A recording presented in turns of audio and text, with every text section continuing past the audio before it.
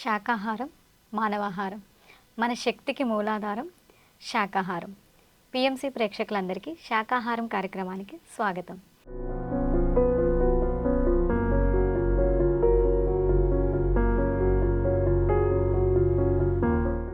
ఈరోజు శాకాహారం కోసం మనతో మాట్లాడడానికి సీనియర్ పిరమిడ్ మాస్టర్ సాయి గారు, వారితో మాట్లాడి మరిన్ని వివరాలు తెలుసుకుందాం. నమస్తే సార్. నమస్తే సార్, అసలు మీరు ఎప్పుడు శాకాహారిగా మారారు సార్? నేను 2002లో దీంట్లో శాకాహారిగా మారడం జరిగింది. ఓకే సార్, అంటే మీరు శాకాహారిగా మారడానికి అసలు మూల కారణం ఏంటి సార్? మానవుని ఆహారం శాకాహారం అని తెలుసుకొని యోగవేమన్నది పక్షి జాతిని బట్టి పరగహింసలు పెట్టి కుక్షి నిండా కూడుకుని వండి తినేవాడు వజ్రచండాలు. అది తెలుసుకున్నాక మానవుడు శాకాహారి ఆహారం అని తెలుసుకున్నాను మేడం. అంటే ఈ శాకాహారం మీరు వేమన పద్యాల ద్వారానే తెలుసుకున్నారా సార్? అసలు ఈ వేమన పద్యాలు మీ లైఫ్లోకి ఎలా వచ్చాయి సార్? ఈ మెడిటేషన్ అనేది వీరరాఘవరావు సార్ క్లాసు మెదక్లో ఫంక్షన్ హాల్లో జరుగుతుంటే విన్నాను. విన్నప్పుడు ఈ పద్యాలు నేను వేమనే అంతకుముందు నాకు బుక్లో చదివాను కానీ అవి పూర్తిగా తెలుసుకోలే. ఈ ధ్యానం ఎంటర్ అయినప్పటి నుండి ఇది నాకు శాకాహారం మానవుని ఆహారం. ఒక జంతువుకు కూరలుంటే సింహము అది మాంసాహారం తినే ఆహారిగా అది జీవిస్తుంది. మనం శాకాహారిగా మనకు కూరలు లేవు, మన నీళ్ళని పీల్చుకొని తాగుతాం కాబట్టి మనం అన్నం తింటాము, హాయిగా ఉంటాము, ఏది కూడా కూరగాయలు అని చెప్పి దాన్ని తెలుసుకున్నాం. అంటే మీరు ధ్యాన పరిచయంలోనికి ఎప్పుడైతే వచ్చారో అప్పుడు శాకాహారిగా మారారు సార్. అవును. అంటే ఈ ధ్యానం మీ లైఫ్లోకి ఎలా వచ్చింది సార్? ధ్యానము ఆ రోజు మా మిస్సెస్ ద్వారా క్లాస్ జరుగుతుంటే విని అప్పటికే నాలో ఏదో ఒక తపన ఉండేది. ఏంటి మానవుడి చరిత్ర ఏంది, మానవుడి జీవితం ఏంది అనేది తెలుసుకుందామనే టైంలో నాకు ఇది ధ్యానం అనేది పరిచయం జరిగింది. ఓకే సార్, ఇంట్లో అదే సార్, ఆడవాళ్ళ ముందు ధ్యానంలోకి వస్తే అందరూ కూడా మారిపోతారు సార్. అందుకనేనేమో స్త్రీలకు అంత ప్రాధాన్యత ఇస్తారు ఏ విషయంలోనే. అవును, అది కరెక్ట్. స్త్రీని బట్టే ఇల్లంతా కూడా ఆధారపడి ఇంట్లో ఉంటుందని. స్త్రీ ధ్యానం చేస్తే ఇల్లంతా బాగుంటుంది అనేది విషయం అది పర్ఫెక్ట్ మేడం. అంటే మీ వైఫ్ ఎప్పుడన్నా మిమ్మల్ని ఫోర్స్ చేశారా సార్ శాకాహారిగా మారమని? ఏం చేసే వాళ్ళు ఏం చేయలేరు, నాకు నేనే. ఎందుకంటే మేము గౌడ్స్గా పుట్టి అన్ని అందుబాటులో అన్ని జంతువులు ప్రతిదీ కూడా ఏ ఫుడ్ అయినా అందుబాటులో ఉన్నా కూడా తెలుసుకొని నాలో ఉన్న ఒక తపన ఈ ధ్యానం వైపు మళ్ళించింది. అయితే అప్పటి నుంచి మీరు ఇప్పటి వరకు కూడా శాకాహారిగానే ఉన్నారు. మీరు శాకాహారిగా మారిన తర్వాత మీ జీవితంలో ఏమైనా మార్పులు జరిగాయా సార్? జరిగినాయి madam. Memory, power, concentration, self development ఇవన్నీ ఇంప్రూవ్, ఆరోగ్యం కూడా బాగా కుదరటగా బాగా ఉండేది. ఎందుకంటే నాకు అంతకుముందు మెమొరీ లాస్ ఉండేది. ఎప్పుడైతే శాకాహారిగా మారినానో అప్పటి నుండి మెమొరీ కొంచెం బాగుంది. అప్పటి నుండి కూడా ఆరోగ్యం కూడా బాగుంది. సంపూర్ణ ఆరోగ్యం మనకు దానికి మించింది ఏం లేదు. ఆరోగ్యమే మహాభాగ్యం అని చిన్ననాడు బుక్స్లో చదువుకున్నాం కదా, ఆ విధానం ఇప్పుడు నేను జీవిస్తున్నా ఈ సంపూర్ణ ఆరోగ్యం. బాగుంది సార్, మీరు అన్నది నిజమే. ఆరోగ్యాన్ని మించిన మహాభాగ్యం ఏది లేదు. ఎందుకంటే మనం ఎంత డబ్బులు ఇచ్చినా సరే ఆరోగ్యాన్ని అయితే కొనుక్కోలేము. దేన్నైనా కొనగలం కానీ ప్రాణాలను కొనుక్కోలేము. కాబట్టి చాలా బాగుంది సార్. అంటే మీకు మాంసాహారం తిన్నప్పటికీ ఇప్పుడు శాకాహారిగా మారినప్పటికీ ఏవైనా మార్పులు గమనించారా సార్? మాంసం ఎప్పుడైతే తిన్న తర్వాత నుంచి ఆ డే అంతా మొత్తము లేజీగా అంత బద్ధకంగా ఉండేది. అప్పుడే నేను అనుకుంటుంటే ఏంది ఫుడ్ తీసుకున్న నుంచి ఇట్లా ఉండేది. అప్పుడు ఇది తెలియదు కదా సైన్స్ అంతా మనం ఫాలో అవ్వాలి. తర్వాత ఈ వెజిటేరియన్గా ఎప్పుడైతే మారి వెజిటేరియన్ ఫుడ్ తీసుకున్నామో లైట్ బాడీ లైటు, మనకు డైజెషన్ కానీ ప్రతిదీ కానీ ఉత్సాహంగా హెల్తీగా ఉన్నది ఈ ఫుడ్. అప్పుడే నేను అప్పటి నుండి ఇది శాకాహారిగా మాంసాహారిగా దాన్ని తెలుసుకుంటే శాకాహారీ ఈజ్ బెస్ట్ అని తెలుసుకున్నాను నేను అప్పుడు. సార్, మరి జనరల్గా చాలా మంది కోడిగుడ్డు కూడా శాకాహారమే అని అంటారు సార్, మరి మీరేమంటారు సార్? నేను కోడి ఏదైతే వృక్షాల నుంచి వచ్చిన వాటిని నేను శాకాహారం అని నమ్ముతా. అది వృక్షం నుండి రాలేదు కదా కోడి. దాన్ని కూడా మహానుభావులు వెంకటేశ్వర స్వామి చెప్పిండు, అండ పిండ బ్రహ్మాండం అన్నాడు. అది గుడ్డు ఎప్పుడు కూడా శాకాహారం చెట్టు నుంచి రాలేదు కాబట్టి అది శాకాహారి కాదు అని చెప్పి నేను చెప్తున్నాను. దాన్ని కొందరు వ్యక్తులు వాళ్ళ జీవచాపల్యం కోసం తినాలనే తప్ప అది అయితే కాదు అని చెప్పి నేను 100%గా 1000% చెప్తున్నా. సార్, మీరు ఇంట్లో మీరు ఒక్కరే శాకాహారా లేకపోతే ఇంట్లో వాళ్ళందరూ? మా ఫ్యామిలీ, మా మిస్సెస్, బాబు, పాప, మేము 4 మెంబర్స్ శాకాహారి. అంటే మీ పిల్లలకి మీరు ఏమైనా చెప్పారా సార్ శాకాహారం తింటే మంచిది? మమ్మల్ని చూసి ఆటోమేటిక్ వాళ్ళు మెడిటేషన్ చేస్తూ వాళ్ళు కూడా పిల్లలు ధ్యానం చేస్తూ తెలుసుకున్నారు.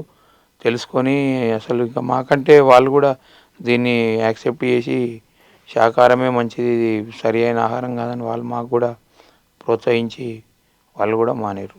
చాలా బాగుంది సార్. అంటే ఒక ఫ్యామిలీ అంతా శాకాహారులుగా మారడం, అది ఎవరు కూడా బలవంతం పెట్టకుండా మీ అంతటా మీరుగా మారడం అనేది చాలా బాగుంది సార్. సార్ మీరు శాకాహార ర్యాలీలు కూడా చేస్తూ ఉంటారా సార్? అవును, ర్యాలీలలో ఇక్కడ సిటీలో మన లక్ష్మీ మేడం, కుకట్పల్లి లక్ష్మీ మేడం వాళ్ళు పూర్ణచందర్ సార్ వాళ్ళు, ఇక్కడ మేరే జిల్లా హెడ్ క్వార్టర్ ఆనంద్ ప్రసాద్ ఖమ్మం, తెలంగాణ జిల్లాలలో ప్రతి జిల్లా హెడ్ క్వార్టర్స్లో ర్యాలీలలో పాల్గొని చేసినాం. అంటే శాకాహార ర్యాలీలు ఎందుకు చేయాలంటారు సార్? మనం ఎప్పుడైతే ఇది మనకు తెలిసింది ఇతరులకు తెలియజేస్తే పంచుకుంటే పెంచబడుతుంది. ఎక్కడ ఎంత కొంతమంది మారినా వాళ్ళ ద్వారా ఇంకా కొంతమంది మారినా ఒకరోజు శాకాహార జగత్తు మన గురూజీ పత్రిజీ గారి ఆశయం నెరవేరుతుందని చెప్పేసి మా ఆశయంతో ముందుకు వెళ్ళడం జరుగుతుంది. అంటే అంటారు సార్ మీరు మన మాటలు వినడం ద్వారా కూడా మారే వాళ్ళు ఉంటారు అని అంటారు. అంటే ఎవరిని మనం బలవంతం చేయం, మనం ఏది చెప్పాలనుకుంటున్నామో అది చెప్పుకుంటూ వెళ్తూ ఉంటాం. ఎవరికైనా మారాలనిపిస్తే వాళ్ళు ఖచ్చితంగా మారుతారు. అదే నిజమే సార్. చాలా మంది విని మారిన వాళ్ళు చాలా మంది ఉన్నారు సార్. ఇప్పుడు మీరు కూడా మీ మేడం ధ్యానంకి వెళ్ళడం ద్వారా ఆవిడని చూస్తూ మీరు మారిపోయారు. ఆవిడ ఏం చెప్పలేదు మీకు? ఆమె ఏం చెప్పలేదు, అది మా ఇంట్రెస్ట్గానే.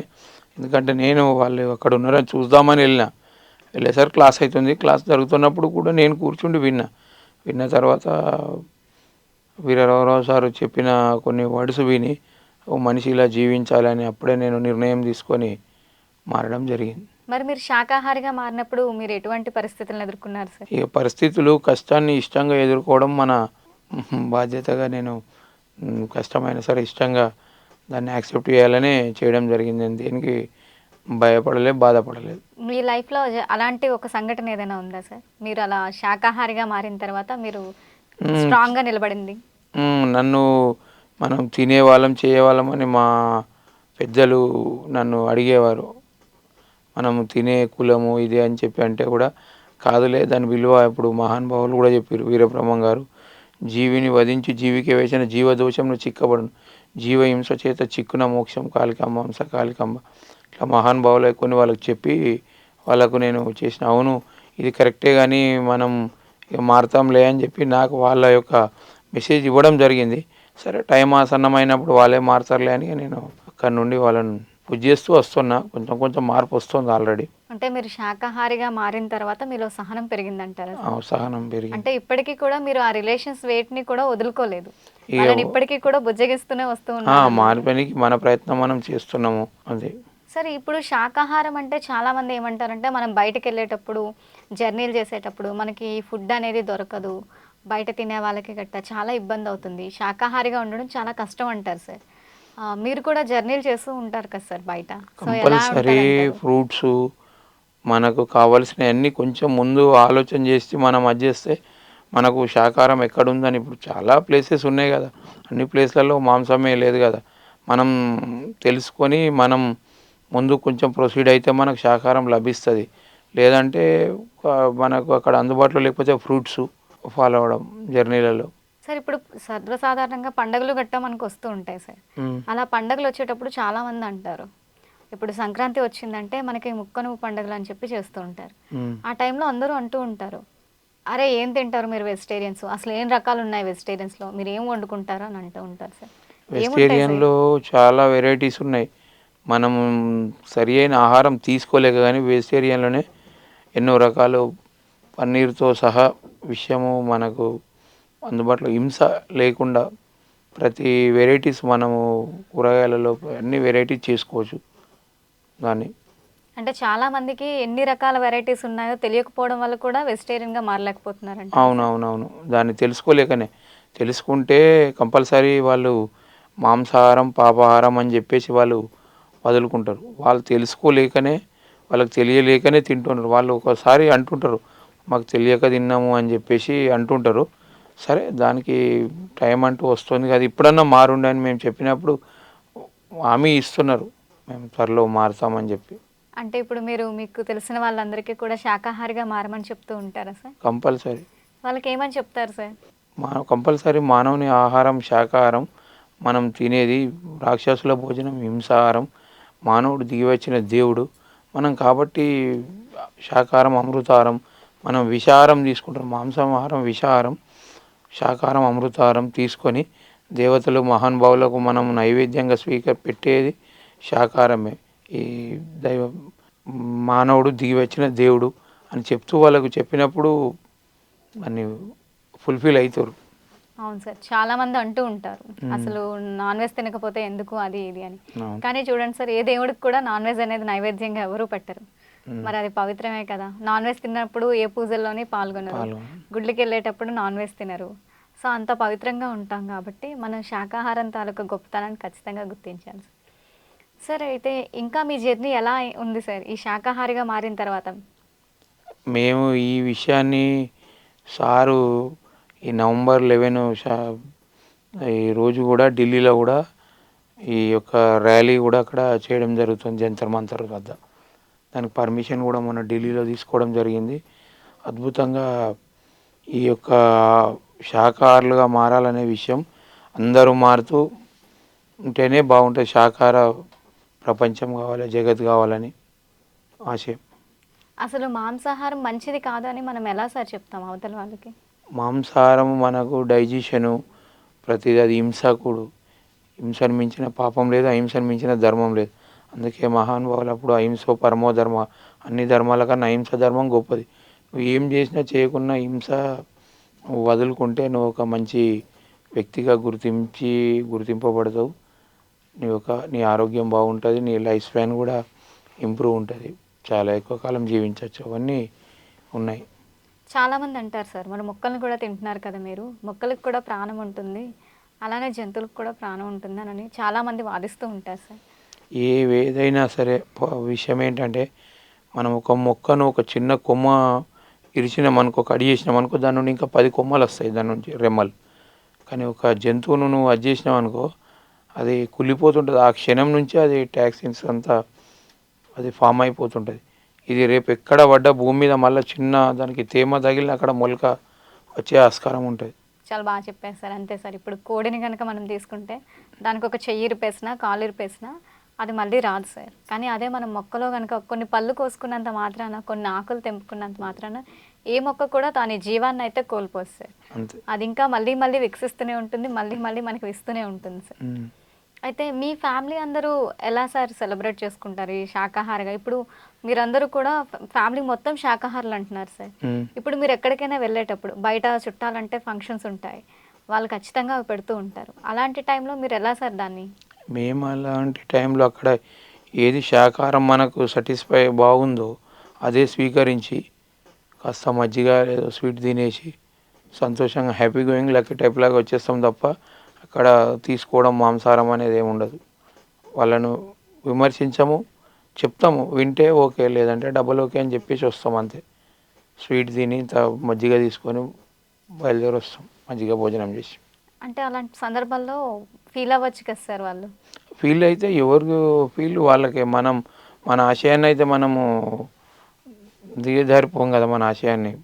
అంటే అలాంటి టైంలో మీరు వాళ్ళకి ఏం సమాధానం ఇస్తారు సార్? ఇది మేము మా ఫుడ్ స్టైల్ ఇది, మేము ఇది మా శాకాహారం అమృతాహారం, మేము తినేది రాక్షసుల భోజనం కాదు, అది మాంసాహారం రాక్షస భోజనం అని చెప్పి వాళ్ళకు ఏ విధంగా అక్కడ చెప్తే వాళ్ళు కన్విన్స్ అవుతారో ఆ విధంగానే చెప్తాం అక్కడ సిచ్యువేషన్ బట్టి. ఒకవేళ వాళ్ళు నచ్చక కొంచెం కోప్పడినా అలాంటి సందర్భాల్లో సార్? ఆ టైంలో వాళ్ళు కోప్పడిన చిరునవ్వుతోటి అది చెప్పి మనం వాళ్ళను సాటిస్ఫై చేయడంలో, వాళ్ళు ఎనీ డౌట్ ఎనీ క్వశ్చన్, వాళ్ళు ఎలాంటి డౌట్ వాళ్ళు మనని అడిగినా దానికి క్వశ్చన్ ఇస్తాం, మన ఆన్సర్ ఉంటుంది వాళ్ళ క్వశ్చన్. ఖచ్చితంగా మీరు అటెండ్ అయితే అవుతారు సార్? అటెండ్ అవుతాము, అయితే వెళ్తాం. మీరు ఆహారం తీసుకోరు కానీ వెళ్తారు. మనం మేము తినేటప్పుడు చూసి కూడా వాళ్ళు కూడా కొంత ఇది బాగా మాకు టైం అది అని చెప్పి ఒకరొకరు అంటుంటారు. సరే, అదే విషయం మీరు ఎవరు చేసుకున్న వారికి చేసుకున్నంత ఈ శాకాహారం అమృతాహారం, మాంసాహారం పాపాహారం, మీరు ఏది అమృతాహారం కావాలన్నా మీకు పాపాహారం కావాలన్నా మీరే తెలుసుకోండి అని చెప్పి కన్విన్స్ చేసి మనం కన్విన్స్ చాలా బాగుంది సార్. శాకాహారం తినే వాళ్ళకి చాలా సహనం ఎక్కువ ఉంటుంది అనడానికి మీరు ఒక నిదర్శనం సార్. ఎందుకంటే ఖచ్చితంగా మీరు వెళ్తున్నారు. చుట్టాలు ఎవరు పిలిచినా సరే, వాళ్ళు ఏం పెట్టినా సరే మీరు వెళ్తున్నారు. మీరైతే తినట్లేదు కానీ వాళ్ళకి నచ్చజెప్పి వాళ్ళతో ఎటువంటి మనస్పర్ధలు రాకుండా చాలా చక్కగా మీరు చేసుకుంటూ వస్తున్నారు సార్. ఎవరిని కూడా వదులుకోకుండా, అలాగని ఎవరిని కూడా నొప్పించకుండా వాళ్ళకి నచ్చజెప్పి, ఒకవేళ వాళ్ళు ఏమన్నా అన్నా సరే మీరు చిరునవ్వుతో వచ్చేస్తున్నారు వెనక్కి. అంతే. సో శాకాహారం తాలూకా గొప్పతనం ఇదేనేమో సార్ మరి. అలానే అనిపిస్తుంది సార్. అయితే ఈ జర్నీలో మీ ఫ్యామిలీ, మీ పిల్లలు ఎప్పుడు మిమ్మల్ని ప్రశ్నించలేదా సార్? మీరు తినకపోతే ఎలా? మేము తింటాము. మీతో పాటు అటువంటి సందర్భము మా పిల్లలు, ఎందుకంటే వాళ్ళు ఇంకా ఎదిగిన ఆత్మలుగా వాళ్ళు మాకంటే ముందే తినద్దు అని చెప్పేసి వాటిని దూరం పెట్టి శాకాహారికి దగ్గరయ్యారు వాళ్ళు. వాళ్ళ కోఆపరేషన్ కూడా మాకు చాలా ఉంది. పిల్లలు అంటే పిల్లలు బయటకు వెళ్తూ ఉంటారు కదా సార్. ఫ్రెండ్స్ బయటకు ఉంటారు, వెళ్ళినా చదువుకుంటారు. బయటకు వెళ్ళినా ఎక్కడ వెళ్ళినా అది తినకూడని ఆహారం, సరిగైన ఆహారం కాదు, అది మాంసాహారం, నీచాహారం అని వాళ్ళు చెప్పి, వాళ్ళకి చెప్పి, ఇటు మాకు కూడా మనం సరి అయిన ఆహారం తింటున్నాం, సరి అయిన విధంగా ప్రిపేర్ చేసుకుందాం, కూరగాయలలో ఎన్నో వెరైటీస్ చేసుకొని తినచ్చు అని చెప్పి పిల్లలు మాకు కోఆపరేషన్ బాగుంది పిల్లల నుండి. సో ఏవైనా పండగలు గట్టా వస్తే ఇంట్లో మీరు అందరూ కలిసి శాకాహారం చేసుకుంటారు.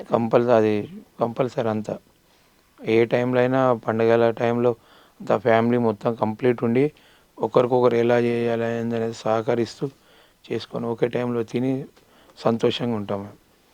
చాలా బాగుంది సార్. అంటే పిల్లల కోఆపరేషన్ అనేది చాలా ఇంపార్టెంట్ సార్.